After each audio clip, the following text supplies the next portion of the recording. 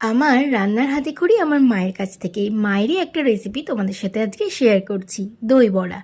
দই বড়া বানানোর জন্য বিউলির ডালটাকে তোমরা ওভারনাইটও ভিজিয়ে রাখতে পারো বা 6 থেকে 7 ঘন্টা ভিজিয়ে রেখে ভালো করে মিক্সিতে পেস্ট করে নিতে হবে।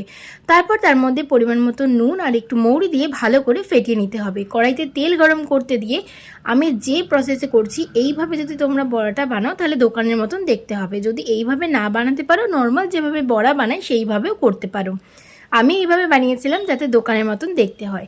তারপর বড়াগুলোকে ভালোভাবে ভেজে তুলে নিতে হবে, খুব লাল লাল কিন্তু করা যাবে না। এবার একটা পাত্রের মধ্যে বেশ কিছুটা ঠান্ডা জল, নুন আর সামান্য চিনি দিয়ে ভালো করে গলিয়ে ওর মধ্যে ভেজে রাখা বড়াগুলোকে ভেজাতে দিয়ে দিলাম। তারপর আর একটা পাত্রের মধ্যে নিয়ে নিলাম টক দই, নুন, চিনি, চাট মশলা আর ভাজা জিরে গুঁড়ো দিয়ে ভালো করে দইটাকে ফেটিয়ে নিতে হবে।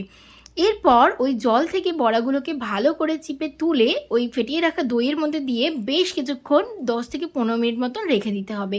তারপর একটা প্লেটে দই সমেত বড়াগুলোকে তুলে ওপর থেকে তেঁতুলের চাটনি, ধনেপাতার চাটনি, চাট মশলা, ভাজা জিরে গুঁড়ো, বিট নুন আর একটু ঝুরি ভাজা ছড়িয়ে সার্ভ করো টেস্টি টেস্টি দই বড়া। অবশ্যই রেসিপিটি বাড়িতে একবার ট্রাই করো।